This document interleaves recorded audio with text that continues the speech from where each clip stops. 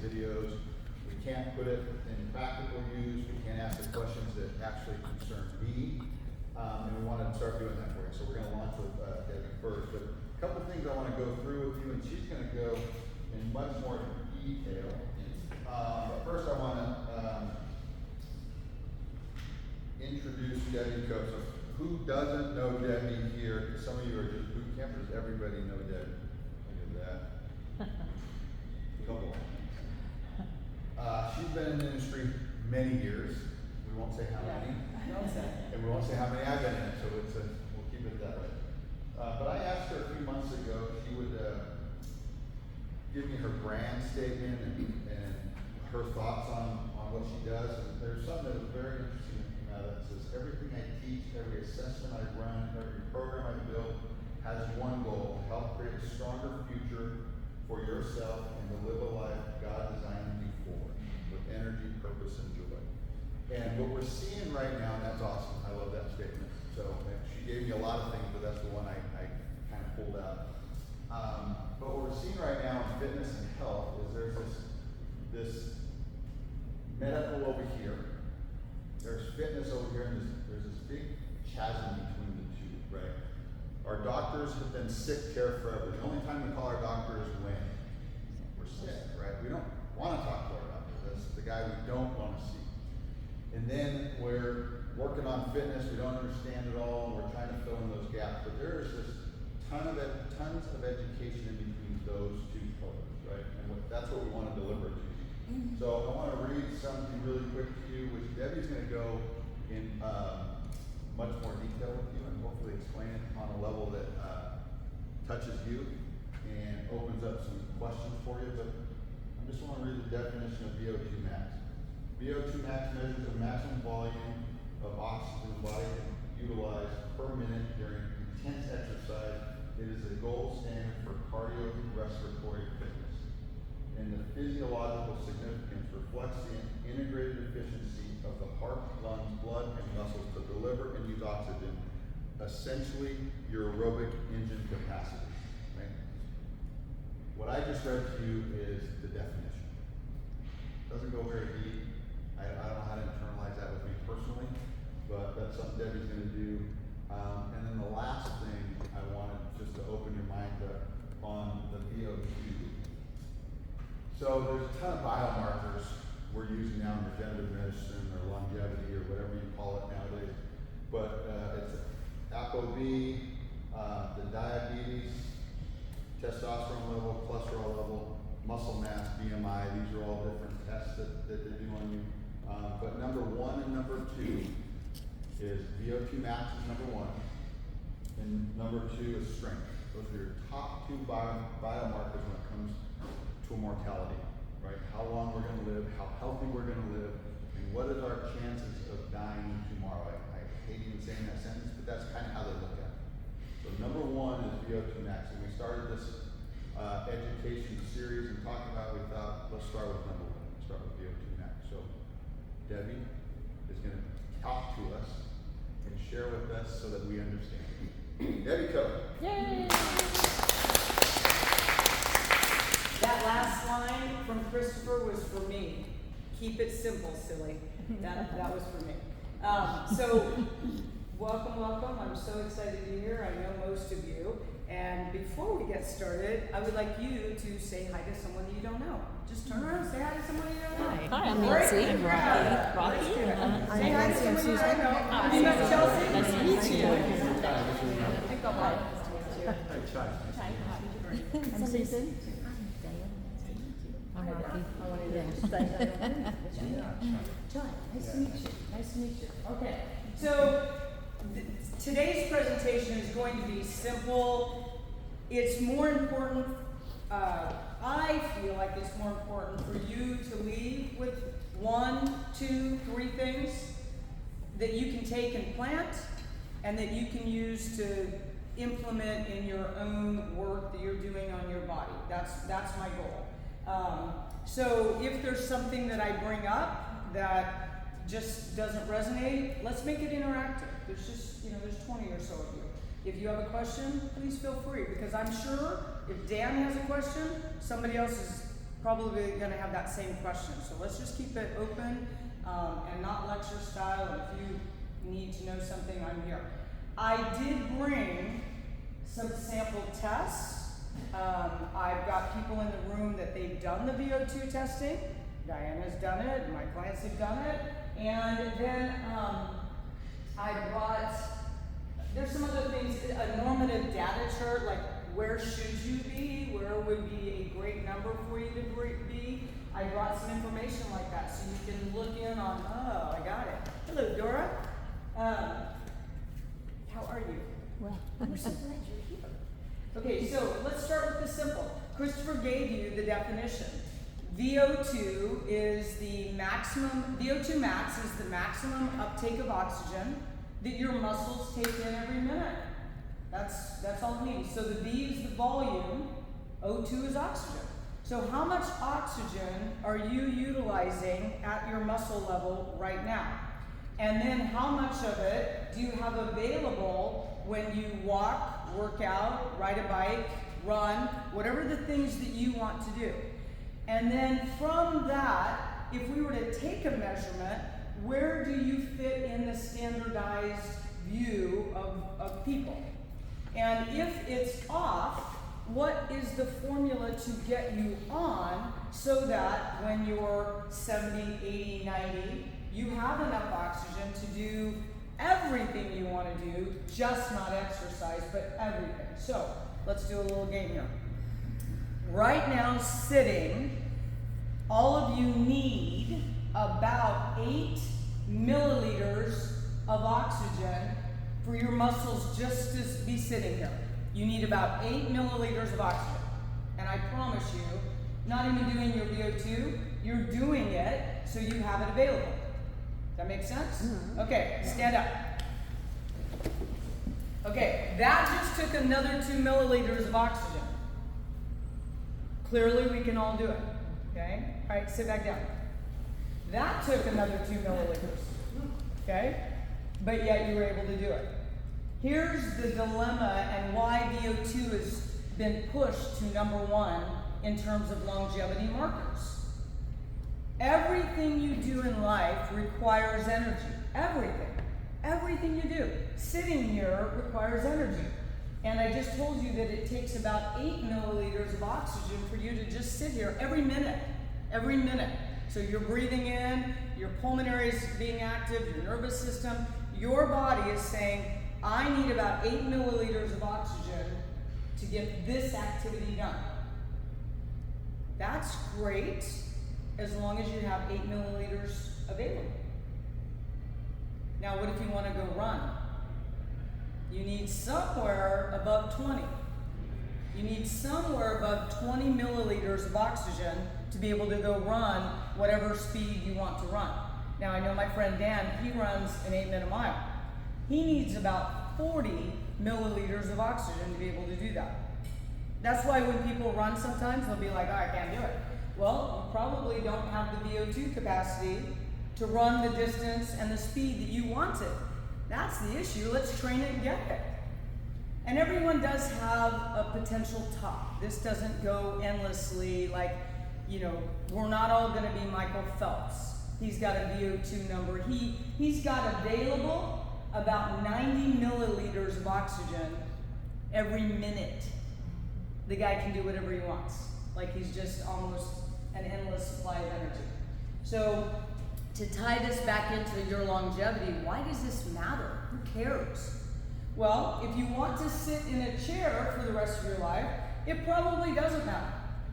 You're all going to probably end up with 8 milliliters of oxygen available for the rest of your life. That probably won't matter. But who wants to sit in a chair for the rest of your life? There's where the rub is. And right now, I'm 64. I want to be able to do the things at 64 when I'm 84. I want to do the same thing, right? And when I'm 94. And then one day I just want to go to bed and be like Queen Elizabeth and just not get up. Let's just go to bed and we just one day we don't get up. That to me is the way to slide on out, home base or whatever you call it, right? Slide into home base. That's the way I want to do it.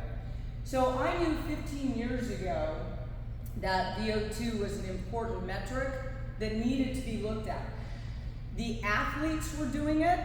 All of the high-end athletes that I could find and wanted to model in my running, I'm a runner, they were all getting their VO2s checked. And that's where I started my studies. And I went, but wait a minute.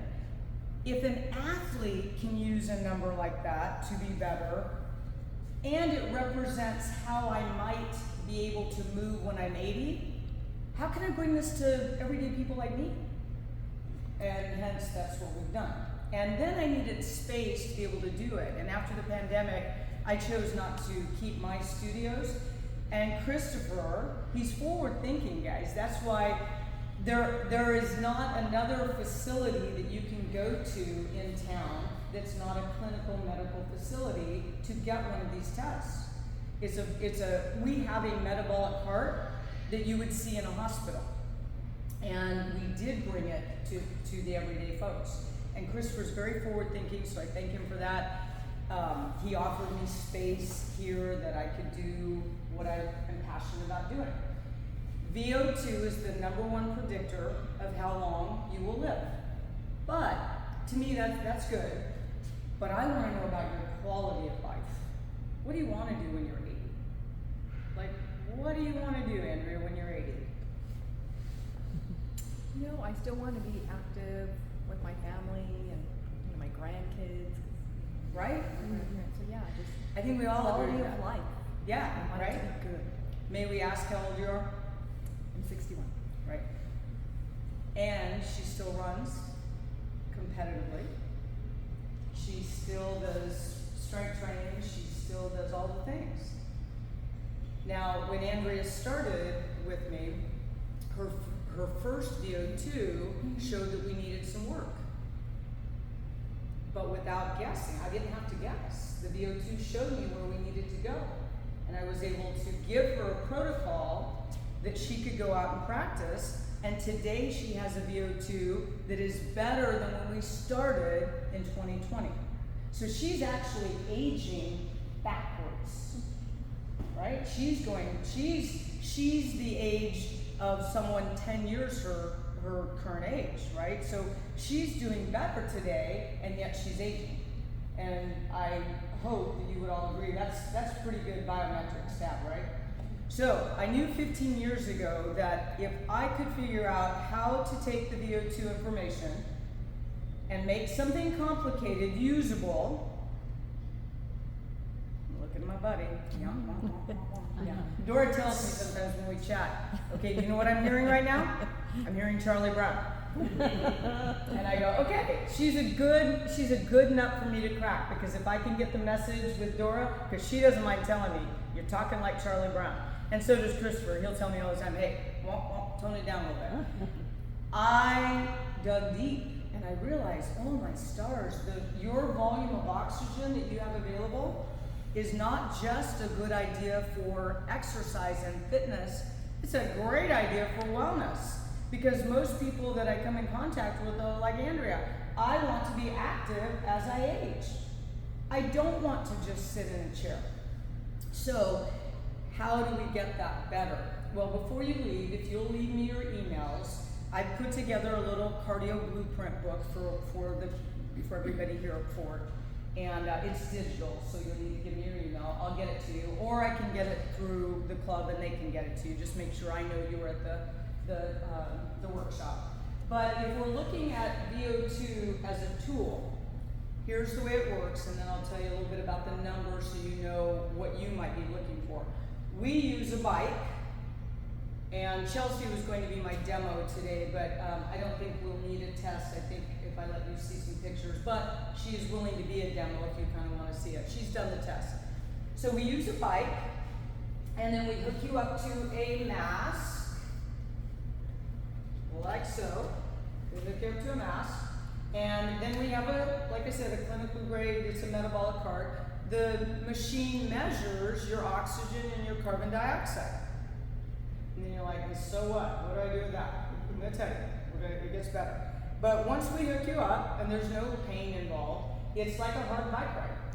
It's like you go on a bike ride, you do a little warm up, you get to the end, it's pretty hard, and and then we're done.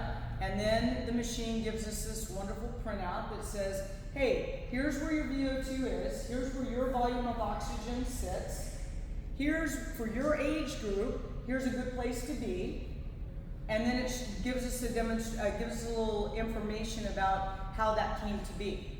And then it's my job to help design a protocol for you to go use in your everyday workouts, okay? All right, so stand up again for me. Now I want you to act like you're marching. Act like you're marching. Act like you're marching. Act like her march. Okay, right now, okay, you sit down. I just want to keep you from going to sleep. That little marching experiment required 15 milliliters of oxygen. Okay, again, not a high level. Everybody could do it here. We did everything that could do it, right? So what is the number all about? You have how many of you are trying to lose weight? Anybody trying to lose weight? Okay. This machine can tell us exactly what you need to do that. Okay? It can tell us what energy is required. Okay, so let's dive into what those numbers mean for you. Is that good? Any questions so far? No? Okay. Somebody's gonna have to ask a question once in a while, just so I don't get my feelings hurt, right? You just gonna have to ask a question. Okay, so your VO2, Rome's probably looking up her VO2. Okay, I have a question. Good. So when you're on the bike and you say that it's hard, how hard is it? Is it different depending on the person? Yeah. Right? Right. And am I gonna have to go so hard that my doctor might say, that's too hard, that's too No. hard, don't do that? Great question. Her question is, are you going to push me beyond a level where I think I'm going to not make it? No. Well, it It's won't a- let you. It won't let you, Yeah. right. It's a sub-maximal test. And yeah, I see you, Dan. Hold on one second. So we have protocols that are in place. It's a great question because people are a little fearful of, and they don't want to know the information. They kind of want to keep the blinders on. And I'm telling you, as you age, that's not a good plan. Leaving the blinders on, not a good plan, right? Take them off. Let the sun shine. Remember, sunshine's the best disinfectant you can get. Take them off so we can see. So Becky's question, that's great. When you get on here, we set up a protocol. And the minute you can't do the protocol, the test is done. No matter whether you feel like, oh no, I could go another minute. No, protocol's done. We're done. I do try to get you to go up to that theoretical maximum heart rate, see what you got. I do, but sometimes we don't get there. Yeah, great question. Dan has a question. Does altitude have anything to do with your VO2 max? In other words, you might at sea level test worse or better, or Yeah. at 5,000 feet, does that make a difference? And or environment, like if you're in a smoggy area versus, I mean, if you're in a good area with oxygen. So, great questions. Those are great. The altitude, yes, because you have, it's like hypoxia training. They intentionally, you can tape your mouth up, and so when you go to the altitude, you just wouldn't have that same oxygen available to you. So that would be a difference, and that's why some athletes train like that. Because my next story for you, I've got 2 engines and adaptation, and then I'll be done. But they put athletes under that type of training so that when they're here at sea level, it's better, right? Through adaptation. Now, smog, anything that would impede your ability to take in, because remember, VO2 is what your muscles are using, not what you're taking in. I collect everything that you're taking in because I put a mask on you. And so we funnel it right through the machine. But smog, anything that would impede your lungs' ability to provide that, that's probably not a day that we want to do a test on you. Right. Yeah. But the altitude thing is performance related. Yeah. Okay, so Wonder if someone has asthma. Does that have an Yeah. effect on? Yeah. there have been a few tests where we've said, today's probably not the best day. You're not feeling it, are you? Nope. And they're going to try to muster through it. I'm like, we won't get the best tests. We want you to have the best quality test because it designs, once you know, my clients will tell you, they never not know. Diana's learning her zone 2 wattage and power struggle. She's learning that right now. It takes a moment. It's like anything new that if you come into lifestyle class and the room is set up differently It takes your nervous system a minute to go, wait a minute, this is different. I don't recognize where the kettlebells are at. We're not even using kettlebells. We're using plates or whatever.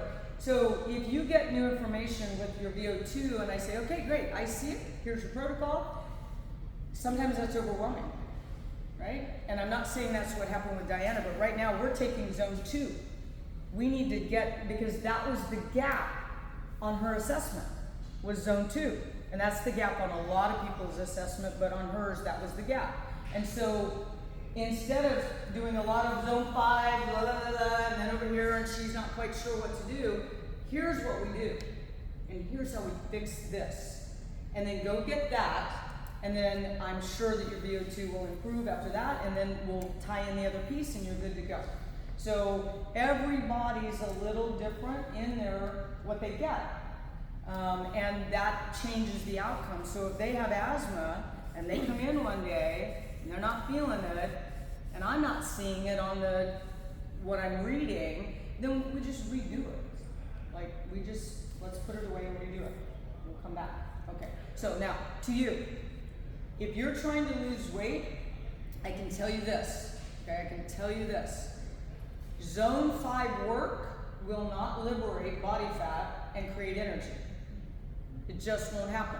You're using glucose, and I can show you, any of you that have done that, and Diana got to see that, and all of you that have done it, you've gotten to see your report, and your metabolism is very clear to me once you do the test.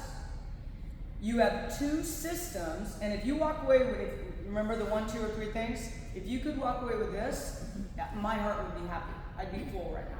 And then we can come back in for a second one. You have 2 energy systems that control what you do in terms of exercise, life, whatever it is you want to do.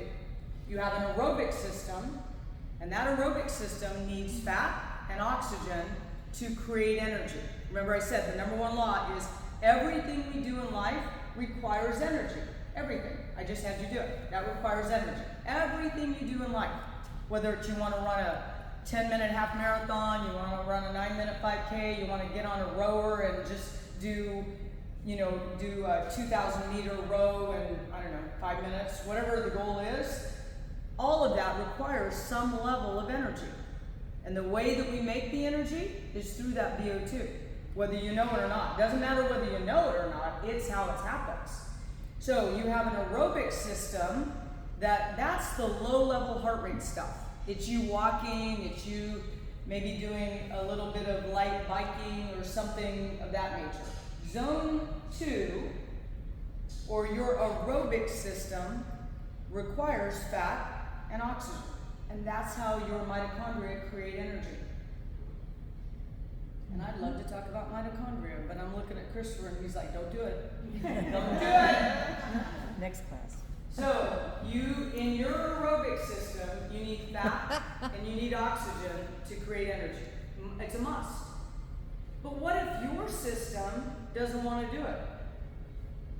Oh, it's gonna go to glucose because your liver can produce whatever fuel you want right now, even if you don't have a good system of using fat and oxygen. Your liver will provide the sugar.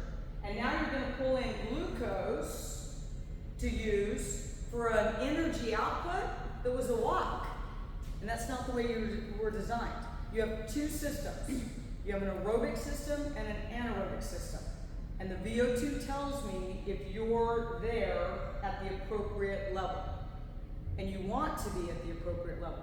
If you're trying to lose weight, and you're using cardio for that because your watch says, I burn 300 calories, I hate to break the news, but I'm going to. That 300 calories was from glucose if you were in zone 5. All glucose.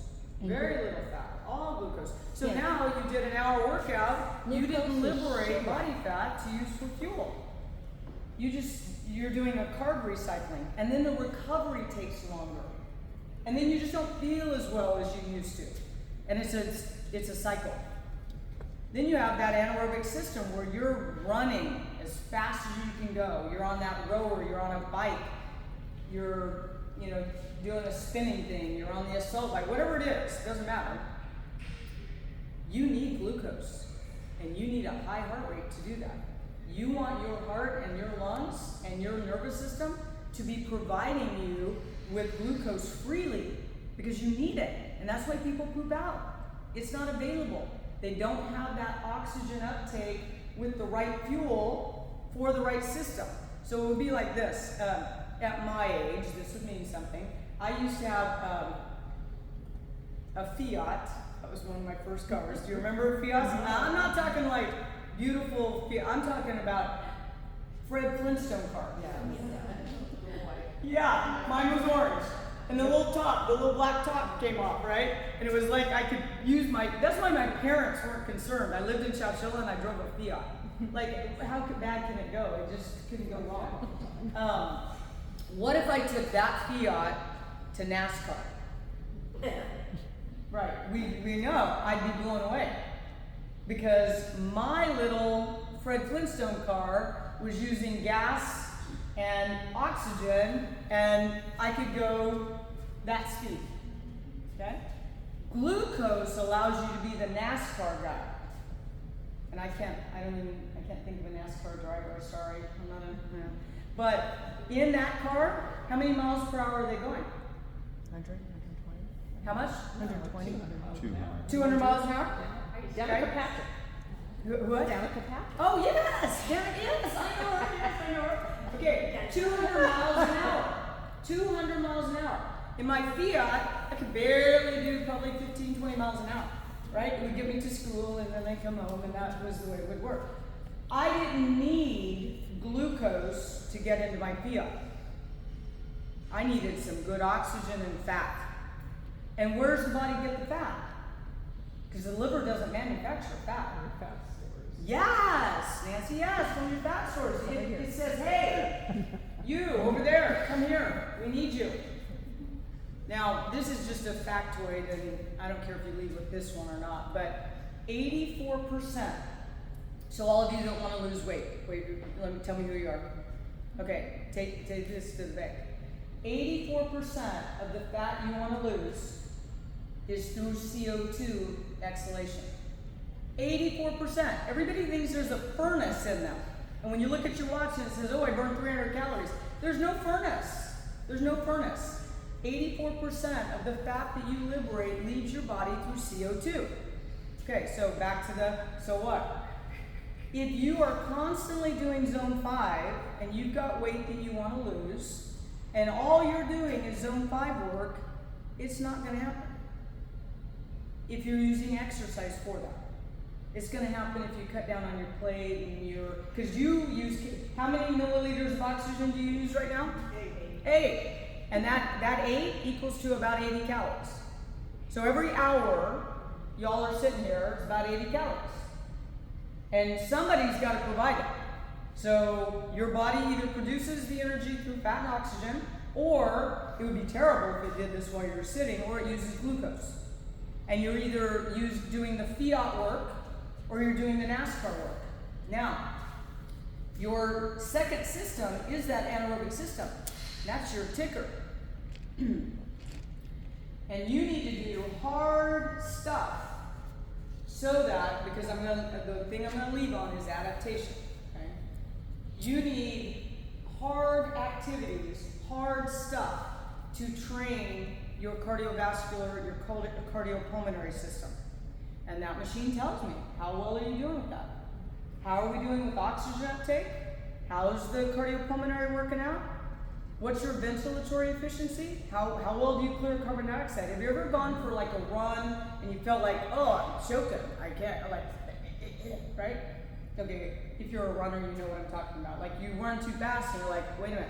No, you're not gonna pass out, you've got enough. But when the carbon dioxide level goes up, you feel like you're gonna choke, right? You feel like that. So these two systems are shown in the results of the test. And you need both. You need, on the lower end, you need that good aerobic system where you're using fat and oxygen to create energy. Because when you're 90, that system gets to be there. And it gets to do its job so that you can do whatever you want and Andre can be with those grandkids. When you're 80 and in the chair, if your cardiopulmonary system isn't doing its job, you can't get up out of the chair either. So you need that system to be fine-tuned. And that's all about what's that little piece of hard that you can do, what's it telling us? Is it good enough? And then how do we get it better? And let me tell you this, I want to end with adaptation, but I want you to know this, because I know a couple of you have said, I don't know if I want to do it. Okay, take the blinders off, get out into the sunlight, face the truth, know where you're at, because 15 years of studying this, it is always improvable. Always. Okay, so last story and then my adaptation. So Rocky, and she won't mind because this is permission based. When she started with me, she was 59, she was taking my boot camp classes, and she was our first person that we tested on the VO2. So she had done 10 years of training with me, okay, 10 years of training, and in that 10 years, we did our first VO2 at the end of the 10 years, and she was good. Her VO2 was good. And I'm like, ooh, thank goodness, because that would be, like, that's a terrible success story, right? But I'm like, good, that's not good enough. Good would get you until the end of your life, probably. Okay, so if you could get to good, you're probably good. Because here's how the degradation works. You lose 10% a year. So if you're 50 or 60 and you get to good on your VO2, which is my minimum, like I'm on you like, you gotta get to good. Between good and superior, that's how hard you want to work at it. Not hard in intensity, but hard in like, do you want to do the work, right? So Rocky was good, and I'm like, I'm not good with that. Are you good with that? And I'm like, you want to go on the ride? And so she's been in my program over 15 years. She happens to be one of my best friends too, but nevertheless, we put her on the protocol that the VO2 machine recommended. What are we gonna do?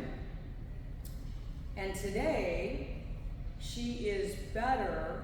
She's in the superior category for her age group, superior. She went from good to superior in in half the time that I had been working her. She'd been over here 10 years, right? 10 years of work got her good. And then 5 years of the right work got her to superior. That make sense? Yeah. That's why you want to take the blinders off. Don't be afraid of the information. Awareness is your first step to fixing, right? And here's the last piece. And then I'll let you look at some tests and we'll take some Q&A. The only, emphasize only, in my opinion, but I can back it up with science. The only way that you get better is through adaptation. It's the magic word in fitness. It's the only way that you make improvements. So if you're randomly, and this is why I applaud Christopher, because he's really forward thinking he's got a whole recovery lab for you out there. That's great. Like if you go work hard, if you come to me and I say, I want to improve my zone 5, great. Okay, Dan, here's what we're gonna do. And he does it, okay, he does it. He needs a certain amount of recovery to be able to go do it again. Right? And so I was way on board when Christopher set up the recovery lab. Like that is so cool that you can come in, you get your recovery, you take rest, and then you can apply and do the other things. Zone 2 work takes time. I'm sure Diana's probably figuring, how do I get the time? Like, Zone 2 takes time. Zone 5 is this little bit, but you have to have lots of recovery. So I commend him for doing that and bringing that to you. And he's also very interested. Here we are. What other club in town is doing this? Who's doing this? Like where they have a VO2 expert and machine. It's one thing for me to talk to you about it, because it's all in the press right now, but it's another to say, we have it, and you can get it, okay? And you get not only the results, but you're gonna get the formula of what to do with the information. Because who cares if you get the information? Mine, when I had mine done, I had it done by a professor at Fresno State. It was raw data, like X, Y, I'm like, oh my stars. And I had to go study it to extrapolate what I needed to get out of it to PR at a race. But I knew then, if I could figure this out, this could be a game changer, because the world is telling you it's the #1 predictor of longevity. And I just showed you why. When you're 90 and sitting in this chair, and you need 10 milliliters of oxygen to get your booty out of the chair, and you don't have it available, that's a cardiac event. That's where everything goes wrong. Okay? So today, wherever you are, it's always improvable. And here's how it works, adaptation. So wherever you are, if I were to take Becky, we put her on there, and we say, all right, she got a fair reading. Okay, now we know. What do we gotta do to get her up to at least good? And then I would ask, do you wanna go on to excellent? Here's the next level. Right, who doesn't deserve to get to be excellent? Then once you're there, what do we need to do to maintain that? And what does that look like? And I can tell you this, there's a lot of confusion about what works with VO2. There are very few people, just like I mentioned, we're the only, to my knowledge today, and in the beginning, there were only 2 doctors that had machines. There's 3 or 4 that have them now, but to my knowledge, without getting involved in their practice, we're one of the only places where you can just make an appointment, get a VO2, get the protocols, go do your work, retest, make sure life is all good. Yeah.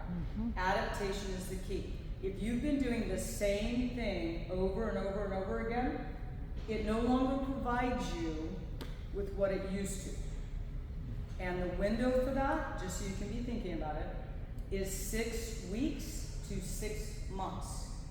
And I have almost 500 tests, or at least over 400, of using y'all as experiments, right? Because every time I do one, I dig into, oh, what happened there? What was that about?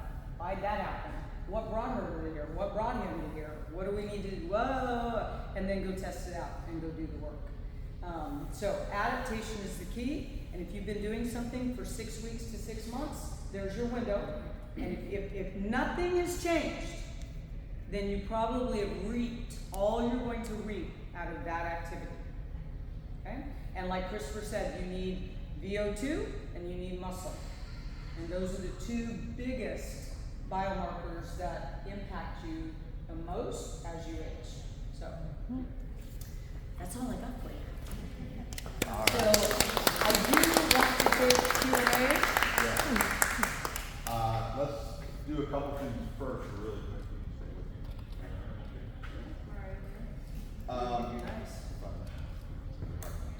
A couple things. What we've learned is what really started me down this rabbit hole. We live 10 years longer than we did 100 years ago. We live 2 years healthier, right? Which means we're a medicated society. They know how to keep us alive, but we don't have life, right? And that old saying is bring life to your years and years to your life. And that's what we're trying to do. We're trying to bridge the gap, and hopefully you live healthy longer. And as I've gotten older, I'm not quite as old as Debbie. You're right here. I'm right there. And I hit 55, my kids are grown, but someday I will have grandchildren, right? And I want them to be able to help coach, be in the backyard running around with them, doing those things. So that started the process of trying to be healthy. But the second part of that is we need to understand why, right? So there's an emotional component to this. And a lot of times you hear people say, I want to lose weight. Well, that's not really the case. They want to get what weight loss gives them. And if you can focus on that, that helps you through the hard times and the rough workouts and not wanting, trust me, there are days I do not want to work out, but I still do it. And I just taught a class the other day about it, but it's kind of like brushing your teeth. Like you're in a hurry, but you know you have to brush your teeth because that's something you have to do. So I've kind of put the workout in that bucket, like I just have to do it no matter how tired I am, no matter how bad of a day I'm having, just got to get in the gym. So, but if you know the reason why, right, we're all, I believe, we're all 3-legged tables.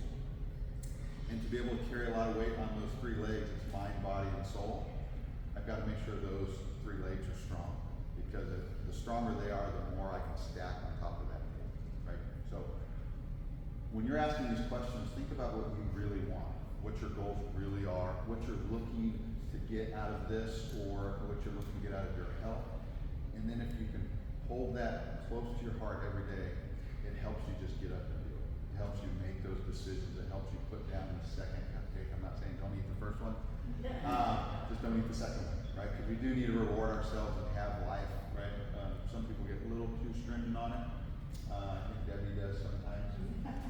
But you do need to Don't even celebrate. listen to what he said. Right. Not daily, but once in a while, right? Like I was at a big conference and they took me to dinner and they had the dessert and I'm like, and I ate half the dessert and somebody across the table said, I don't know how you did that. And I'm like, I wanted to taste it, I wanted to celebrate the moment, but I really didn't want the guilt of it, so I ate half of it. So when you think of your questions or walk down this road, just hold on to that emotional thing that's going to carry you far. Just make a difference. So go, let's do questions. Q&A, let's do it. Let's do it. Who's got what? Are you gonna walk away with one or two things today? Because if not, let's revisit that, make sure you walk away with one or two things. Two systems, right? I'm helping them understanding that the information that comes from this with the zone 2 is the heart rate that you should be putting the energy. Yes. And then you want to stay in that heart rate energy zone for a period of time. I don't know what that time is, but will the test tell you what that is? Yes. So, okay. Yes. So Yes, it's Okay. coming. So we're gonna look at your metabolism. I will know exactly when you use fat and when you use glucose. So that's the NASCAR and Fiat. I'll know if they're appropriate timings to use those fuels, right? Don't you want to use the right fuel for the right job? Right? Right hammer for the right project, right? Yes, we'll know that. You will have zones of training. Now, the first two zones that we start with are zone 2, zone 5. They're the most important. We start there. And you will know. Now, timing, that can be a little different based on our fitness levels. We see your fitness level on that. Well, I watch you guys on the trail, and everybody has their own time. Right. Everybody's got They're all checking in on their own watches or whatever Right. they're seeing. So that is what this will give me. Yes. That information. That's why I asked you about how fast you're walking. Yeah, okay. Okay? So So I get that in my head. Yeah. Right. Yes. Yeah, You, go ahead. no, go ahead. And the old way, remember, was how tired was I after the workout and how sweaty did I get? That was kind of the way we judged everything. So the more sweat we had, and if we were really tired, okay, I had a great workout. That's not the case for everybody. You might want to, my wife does the same thing, right? Yes. She's like trying really hard to stay in the right zone because she's got to back it down quite a bit, right? So Carrie, Christopher's wife, is an amazing athlete. Some of you probably take Zumba with her, right? She's an amazing athlete. So we popped Carrie on the bike and we did a VO2 test. And sure enough, she's a NASCAR driver all the time. Right. She's a NASCAR girl. She wants to use glucose for everything, right? So as you age, when you get up, okay, when you get up, that's a fiat job. And if your body needs glucose, it's not going to want to do that when you're 80 and 90. It needs you to get the right system, right fuel, right job. It needs that. That's why I brought it to you. Because the cardiovascular work needs to be two jobs. Okay, there needs to be two thought processes there. So we put Carrie on the bike. Sure enough, she's a NASCAR driver. I'm like, whoa, like you are using glucose when you're in my Fiat. It's the wrong fuel for the wrong job, but you're a great athlete. She had a superior VO2. So she has enough oxygen, so you should hear that. She has enough oxygen uptake to last her 2 lifetimes. She's good. But she does not have the aerobic system developed that would be more beneficial and optimal for her. Not that anything she's doing is wrong, it's just not the optimized. And so in order to optimize, what Christopher said, she's learning how to cool her jets down on a bike. And what's her magic number on the, what's the one thing I want her to look on the bike? Her RPM. And Heart rate. And watts. yes. Ding, ding, ding. I want her to get on a bike and I want to pull her away from her normal activity and I want to get her on a bike and I'd like to see how much power can she produce at the zone 2 heart rate. Oh, it's humbling. Like Christopher said, learning something new, it's humbling. She the first time I walked through it with her, She's like, this, right here? I said, I know, but you're only pulling 40 watts. We're the same body, just 30 years difference or something, 20 years difference. I said, we're the same body. At this same thing that you're doing, I can pull 100 watts, you're pulling 40 in our zone 2 heart rate. The aerobic system gets to get trained so that you're a full package. And that's important. That's why I wanted you to leave going, okay, there's 2 systems. And I know one, and Christopher just said it. If you work hard and we sweat, we think we got it. Check. Right? Check. I brought a couple of things for you, and that's a great question. Great question, you get it. This is Romy's. Romy's a client. She's been on the bike, on the VO2 several times. So at the age of 56, she ran a race, and then at the age of 62, she ran the same race, and she did better at 62 than she did at 56. And part of that, yay! And part of that is because she's learned how to do the cardiovascular protocols to her advantage. Not harder, better. Not harder. And so my mantra is stop guessing, start knowing.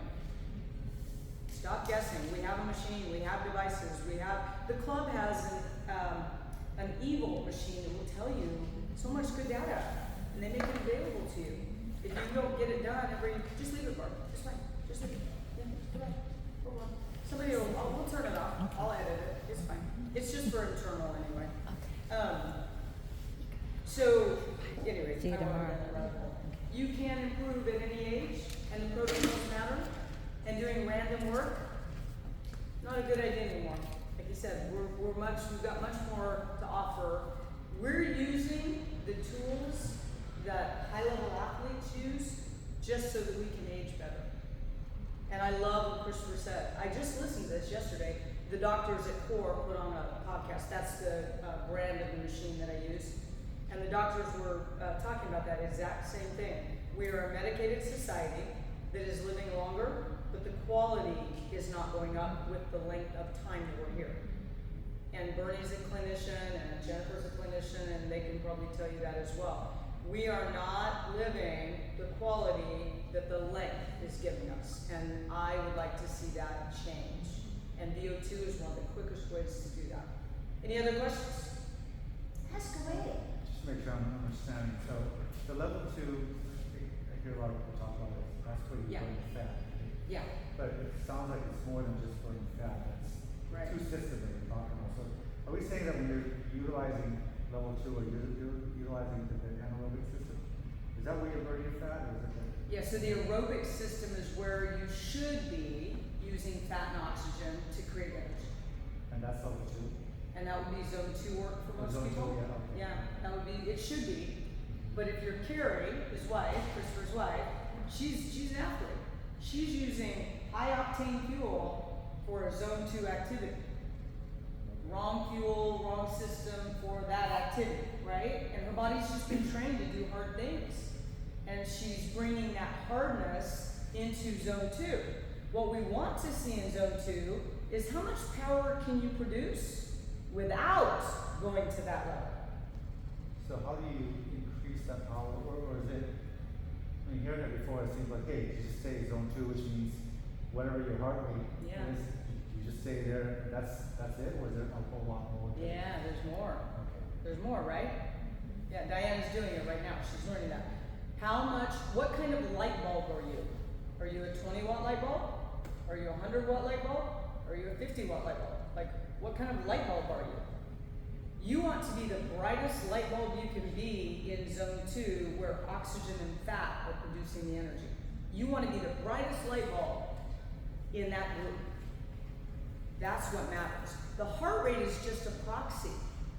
It gives me an indication. It leads me to believe something's happening. But your power that you actually produce while you're on that activity, that's the key. How much power can you produce and not blow up zone 2 heart rate? So is that something like, you can stay within the same zone, but maybe you have more resistance? Yes. Do more resistance. Yes. Yeah. And then in 12 weeks, can you do more resistance and still stay in that heart rate? And then in 12 more weeks, can you stay at that heart rate and do even more resistance? Gotcha. Yeah. And that's what you mean by adaptation. Yes, and that's the magic word is adaptation. Most people think that they just get to a heart rate and they ride and they sweat, like Christopher said, and then they call it a day, check, check, check. The key is what's your engine producing? Are you the NASCAR driver in the right race, or are you the Fiat car in the wrong race? Like, where's the power on all of this?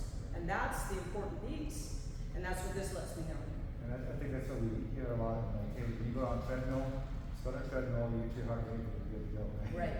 But which I guess is not the case. It is not correct. I can prove that one. That is not correct. It's the amount of power that you can produce in that zone. That's the key. Yeah. If you go out and run a 15-minute mile, or you said resistance, do you ride a bike? But no, I was thinking even like even on a treadmill. Oh, treadmill. Like you could increase the Make distance on Yes. like incline. Yeah, okay, let's do incline.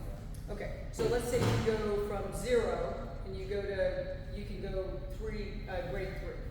Okay, you've got a 3% grade. And now we're just gonna pretend you're in your zone 2 heart rate. Okay? And you try to go to 5% grade. Now you're in zone 5. So you're at grade 3% grade, okay? The key to progress is, can we help you discover how to go from a 3% grade to a 5% grade and still not go over that heart rate? Oh, now the engine got better. Not just your heart rate flow. Now you can have a cup of coffee and your heart rate goes up. That's just a proxy for what's going on inside of you. So if we can get you to a 5% grade, ding, ding, ding, ding, ding, ding, ding. Oh, now we've proved that you've improved your power. And you'll probably burn much more fat and have a Yes. Yes. Yeah. Ding, ding, ding, ding. And that's the problem that random cardio does, is that people, they hear, they see, and they're doing the best with what they have, but we know better. And when we know better, we need to do better. So if you know, here's my zone 2, but I can only go 3% grade, and the stat says, I really should be able to go a 6% grade. How do I get there? Right, and now I can do a 6% grade at that same heart rate. I'm good. Now I'm good. Now I know my engine is good. I just didn't play around with my heart rate and go call it a day. Now I know my engine's good. great information, by the way. Oh, thank And you. very able to present it in a way where we're not really Charlie Brown talk. Yeah. Wah, wah, wah, wah, wah, wah. Every time I go to his office, he's like. Anyway, any other questions? Yes. Well, it seems, this discussion seems that it would transfer to stamina on like a hike, or you wanna ride your bike longer. Okay, wait, you know this answer. We just did it as an exercise. How many milliliters do you need right now? Okay, how many do you need for a hike? I don't know. Well, guess, just, okay, 20. 20, let's just say 20, it doesn't matter, whatever it is, it is. It takes 20, okay? And you only have 10. Are you doing that hike? No, you get halfway and go, what the crud? Yeah. I can't make it. I don't have it, Yeah. right? This is the longevity piece. I want to be able to be 90, sitting in a chair. My grandkids say, hey, let's go ride our bikes. And I'm like, let's go, right? And then when I'm 100, 95 to 105, that's what I'm asking God, 95 to 105. I just go to bed and I just don't get up one day. That's the way I want to go out. I do not want to be struggling at 80 because I don't have enough VO2 to get myself up out of the chair. That won't work. No, so you already know the answer to that. You need enough VO2 to do whatever it is that you want. There are standardized information because they've been taking the test for so long. And now you know, and you get it, and then you plan. And you do it, and then once you're there, you're there. I have a VO2 that I can do. I have a VO2 of someone in their 20s.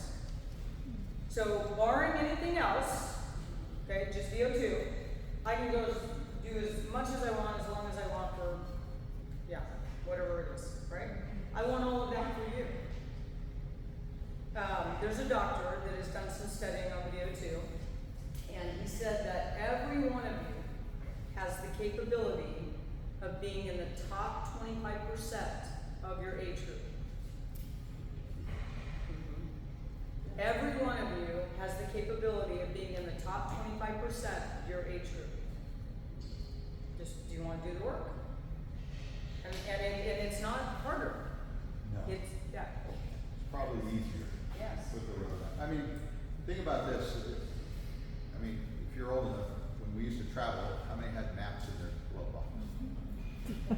That was hard. Now what do we do? Directions home.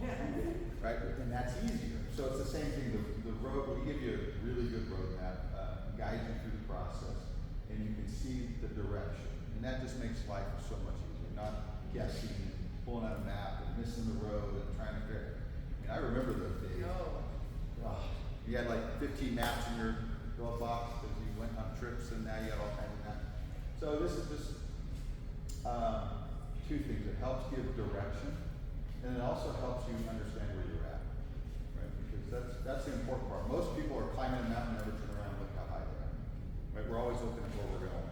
So it allows you to celebrate and go, hey, look what I've done. And that's probably the other biggest piece of advice I can give you: celebrate. Celebrate the little wins and the big wins. Yeah, we gotta celebrate. We need to do that because too often we're just chasing a goal and chasing a goal and chasing a goal. But yeah, celebrate. Not too much celebrating. They would get mad.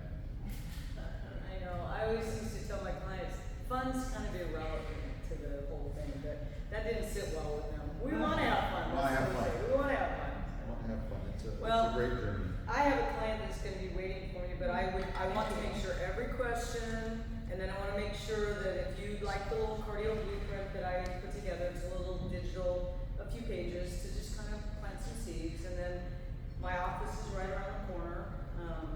You can come see me, or however Christopher wants to handle it. I brought tests, you can see samples. Any other questions? No? You gonna be here for a couple minutes? I am. Go over the test.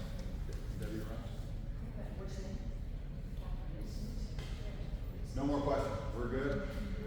Well, we appreciate you guys, so thank you for coming. Thank you. We'll have many more. Yeah, so the next time that there's something going on, you know, like you're in the inner circle, you got the first one. If you wanna look at a test, here's the Fiat and the NASCAR. Oh, thank you, Dora, yeah.